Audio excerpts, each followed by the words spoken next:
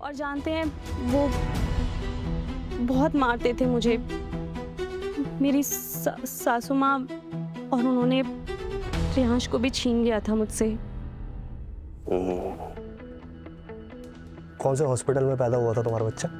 Hospital? माँ को तो याद रहता है ना उसका बच्चा कौन से हॉस्पिटल, कौन से वार्ड, कौन से रूम नंबर में पैदा हुआ है, बता। City care hospital. City care? हाँ। डॉक्टर का नाम?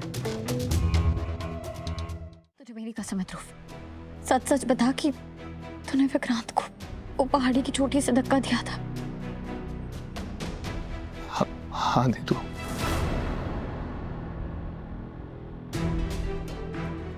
क्यों ध्रुव, मेरा भाई किसी की जान लेने वाला कब से बन गया? जैसा तू समझ रही है वैसा बिल्कुल भी नहीं है।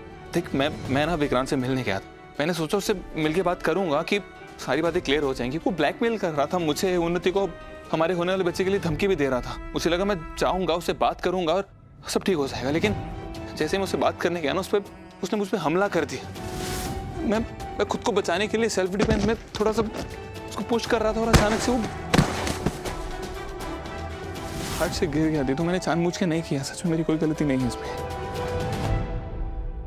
ये तो तूने अपने बचाव में किया ना, एक्सीडेंट हुआ था तो तूने पहले पुलिस को क्यों नहीं बताया ये सब? तो मैं डर गया था, मुझे लगा पुलिस मुझे पकड़ के जेल में डाल देगी, उन्नति का क्या होगा, हमारे होने वाले बच्चे का क्या होगा, और मेरी पूरी लाइफ खराब हो जाएगी, इसलिए मैंने किसी से कुछ नहीं बताया।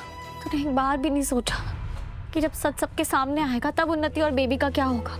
अगर तू तब बोल देता ना तो तेरी बात सुनी जाती ध्रुव, लेकिन अभी तो सबको यही लगेगा ना कि तूने क्राइम छुपाया, तूने एविडेंस छुपाए। तो मैं डर गया था, मुझे नहीं समझ पा रहा था मैं क्या करूं। नहीं, मैं बस उसका खिलौना वापस कर रहा था। तुम्हारे इरादों को अच्छी तरह जानता हूँ मैं। नहीं, मैं तो बस। ध्रुव पहले ही इतना टूट चुका है, अगर इसे विक्रांत की शर्त के बारे में बता दिया तो ये पूरी तरह टूट जाएगा। नहीं, अभी इसे ये सच नहीं पता चलना चाहिए।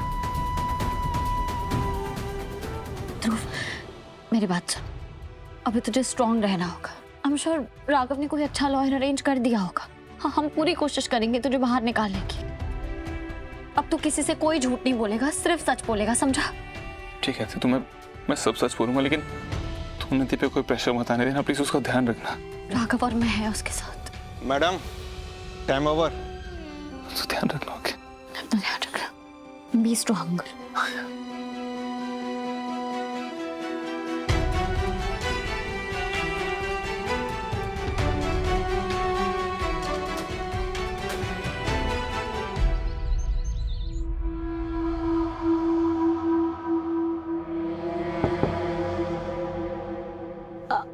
वीरू भैया, आप कुछ चाहिए था क्या आपको? बिंदिया, तुम शालिनी जी को कब से जानती हो? मैं इस घर में ही आकर जानती हूँ। क्यों? ऐसे ही। वो क्या है ना, कल मैंने देखा था आप दोनों को एक साथ, काफी कंफर्टेबल लग रहे थे, जैसे पुरानी जान पहचान हो। अब इस घर में रहती हूँ, इस घर का हिस्सा हूँ, तो थोड़ा सा बॉन्डिंग हो जाती है, और फिर वो मुझसे इतने प्यार से बात करती हैं। तुम्हें पता कैसे चला था कि तुम्हारा बच्चा इस घर में है? बच्चा मेरी पड़ोसन ने बताया था। वो मेरी सासू माँ ने ना बच्चा सीमा को दे दिया था, और फिर सीमा उसको यहाँ लेकर आई थी। तुम्हारी सास तुम्हारा बच्चा किसी और को क्यों देगी? वीरू भैया, मेरी सास ना मुझ पे शक करती थी। उसको लगता था कि रियांश उनके बेटे का बेटा नहीं है, उसके बाप कोई और है, लेकिन ऐसा कुछ भी नहीं था। और जानते हैं वो बहुत मारते थे मुझे, मेरी सासू माँ, और उन्होंने रियांश को भी छीन लिया था मुझसे। कौन से हॉस्पिटल में पैदा हुआ था तुम्हारा बच्चा? हॉस्पिटल? माँ को तो याद रहता है ना उसका बच्चा कौन से हॉस्पिटल, कौन से वार्ड, कौन से रूम नंबर में पैदा हुआ है, बता। City care hospital. City care? हाँ। डॉक्टर का नाम? लेडी डॉक्टर थी, नाम तो याद भी नहीं आ रहा मुझे। कोई बात नहीं, कभी कभी कुछ इंपॉर्टेंट इन्फॉर्मेशन हम भूल जाते हैं, जब याद आएगा बता देना।